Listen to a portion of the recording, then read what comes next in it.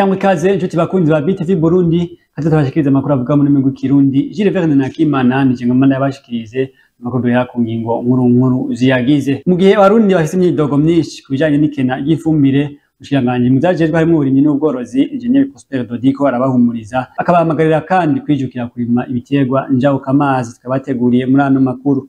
Igiciro cifujwe mu maciyongera ku isoko n'ubw'umwimbu w'ibigori ari mwinshi, mbere mu bituma iyo duga barimwo ko mu Burundi tudafise ubuhinga bwo guhingura ifu. Navyo nyene tukabateguriye muri ano makuru. Amakuru sayo gusa anandi ni mukanya sangwa ikaze.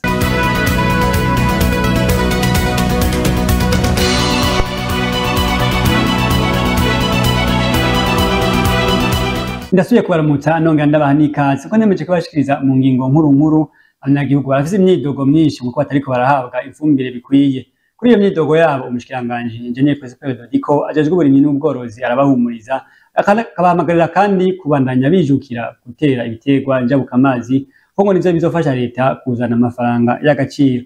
Eric Nibaruta niwe yabiduteguriye. Mugihe abanyagihugu bafise imyidogo myinshi kwikena ry'ifumbire, umushikiranganji w'uburimyi n'ubworozi Engineer Prosper Dodiko arahumuriza abanyagihugu akabahamagarira kwijukira kurima ibiterwa njabukamazi kuko beza bikazana amafaranga mvamakungu. Akaba yabishikirije ejo haheze igerekerezo rya 27 Ruhuma uyu mwaka wa 2025 mu ngoro y'amakoraniro y'inama nshingamateka aho yari umutumire. Iyo matière première igugwa amahera mvaburaya. Iyo tumaze kuvuga amahera mvaburaya tuca tugaruka ku kindi kibazo gikomeye. Mbe natwe kuri tuyaronke ayo mahera mvaburaya twakoze iki?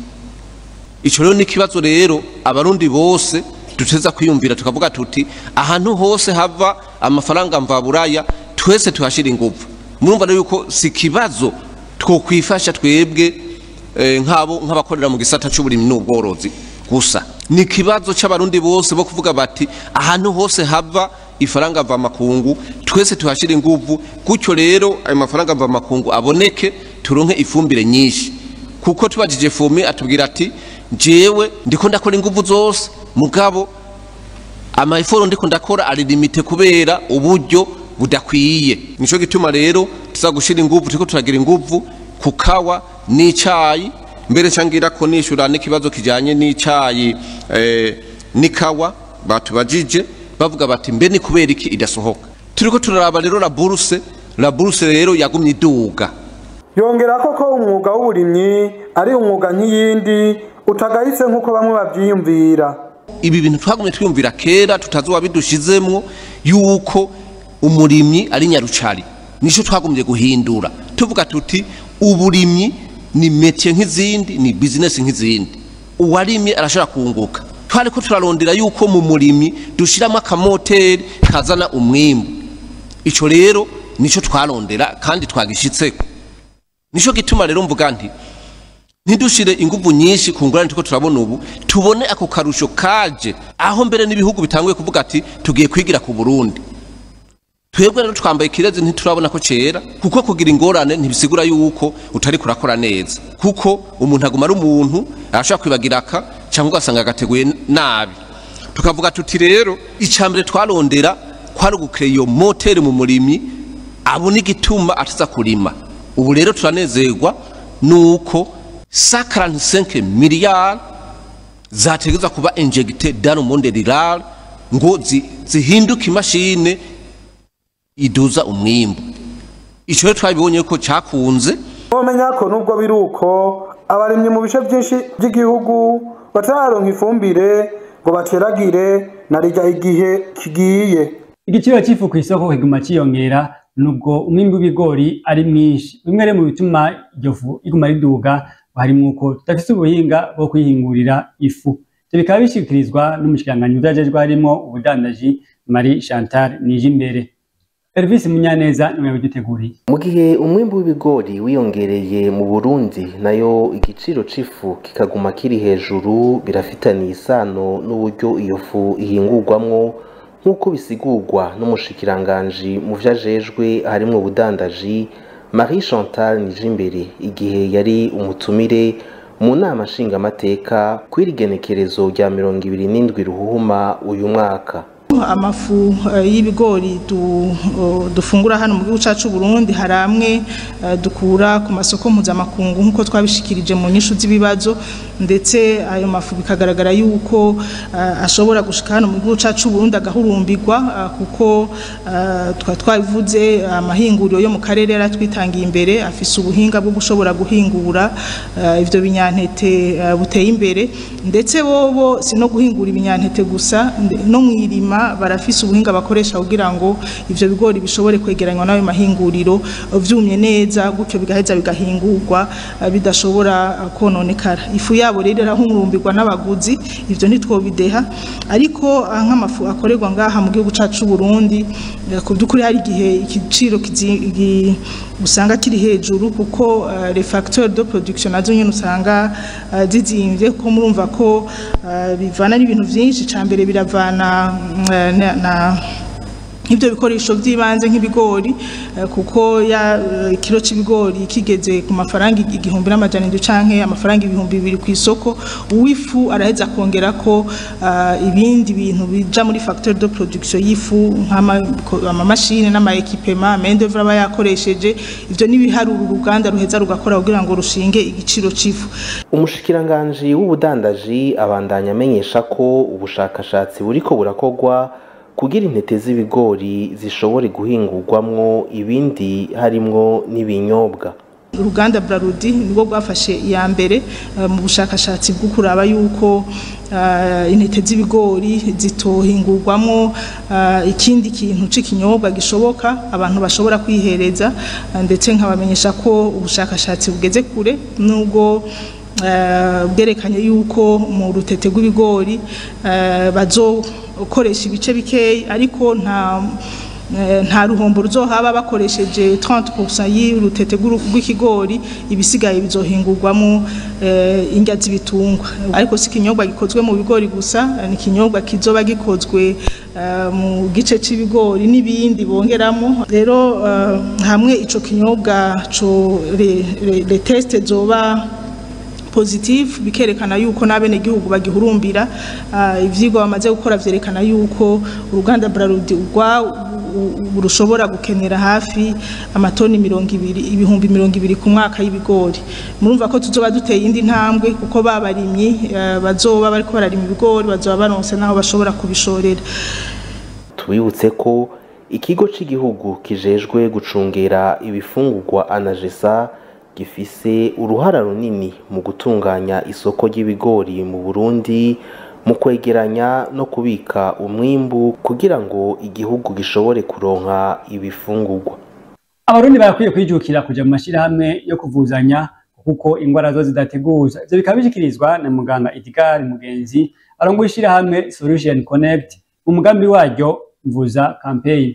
Naho leta yagize utwigoro twinshi mu kuvuza abagwayi, haracari intambamye kugira abarundi bose baronka ubuvuzi bwiza, bivugwa na muganga Edgar Mugenzi arongoye ishirahamwe Solution Connect.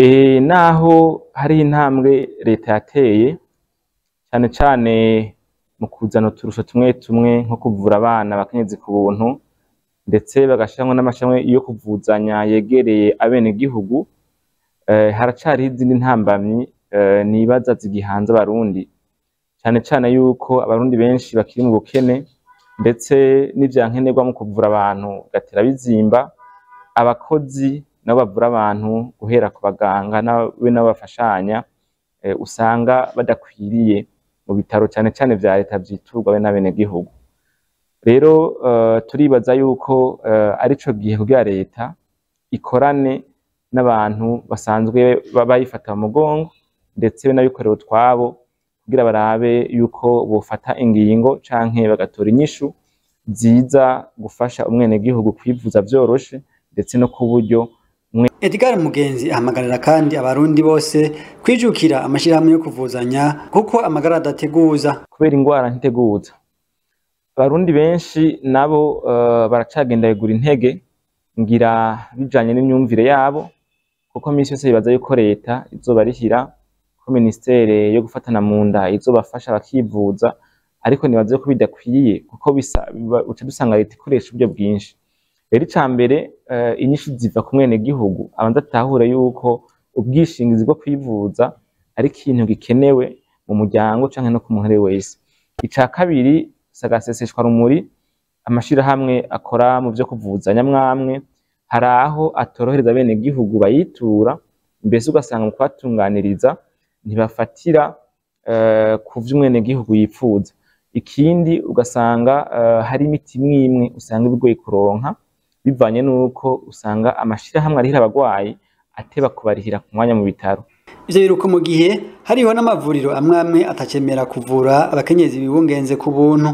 Vyaciye ifata ingingo yo kudakoresha amashirahamwe yo kudakorana n'amashirahamwe amwe ndetse n'ibindi bitaro vyagiye bihombeshwa nuko usanga kwishurwa amafaranga bakoje mu kuvura umugwayi ashika atevye yaba yava muri leta canke mikoro twabo bigatuma rero kuvura bidatunganywa rimwe usanga bitagenda neza ugasanga naho umuntu afise iyo kata yo kwifurizako ntiyamuvuye nk'uko bishemeye kubera bwa bwoba bwo kwiyumvira yuko azohava bariho batevye. Mbere kurangiza amakuru yacu reka tubanze dusabe bagenzi bacu badushikane mu makungu. Inyuma y'imyaka 40 y'ubukazi uwashinze kandi akaba n'umurongozi w'umuhari w'abakozi wo muri Kurdistan Abdullah Öcalan ahamagarira uwo muhari witwaje ibigwanisho guheba iyo ntambara. N'amateka yoja muri kahise canke n'imiburiburi yoshobora kubamo. Uwashinze kandi akaba n'umurongozi wa kahise w'umuhari w'abakozi wa Kurdistan Abdullah Öcalan kuwa kane igenekerezo rya 27 Ruhuhuma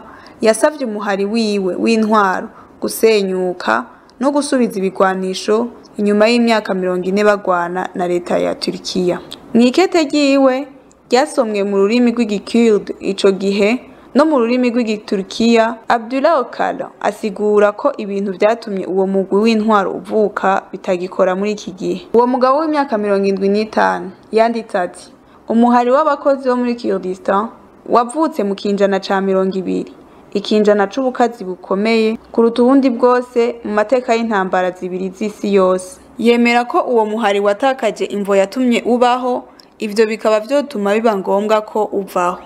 Abdullah Öcalan yongera ko ati nta yindi nzira iriho nta yindi nzira ishobora kubaho atari demokrasi. Umukuru w'igisirikare ca Israel Herzi Halevi yavuze ko yafashe uruhara runini mu makosa yagaragaje n'iperereza rikuru ryo mu gisirikare ryasohowe kuwa kane n'igisirikare ca Israel kubijanye n'igikorwa kuwindwi gitugutu. Igisirikare ca Israel cemeje ko cakoze amakosa kubera kwizigira bikwiye cane bigatuma citiranya ubushobozi bwa Hamas. Nkuko yabivuze, nubwo twari twaravyiyumviriye nta na rimwe twari twiyumviriye ko bishoboka. Yemeje ko iperereza ryacize ahabona ico gitero hagizwe n'ibikorwa bitatu bikurikirana kandi ko abantu barenga 5,000 harimwo ibihumbi by'abasivile binjiye muri Israel bavuye muri Gaza. Ico gitero cahitanye abantu 1218 ku ruhande rwa Israel, abenshi muri bo bakaba bari abasivile nkuko bivugwa n'ihuriro AFP rikoresheje ibiharuro vyatanzwe n'abategetsi ba Israel, harimwo nabo bafashwe nk'imbohe bakaza kwicwa canke bagapfira mu ibohero. Ibitero vya Israel vyabereye muri Gaza mu kwihora vyahitanye abantu batari munsi y'ibihumbi 48,319.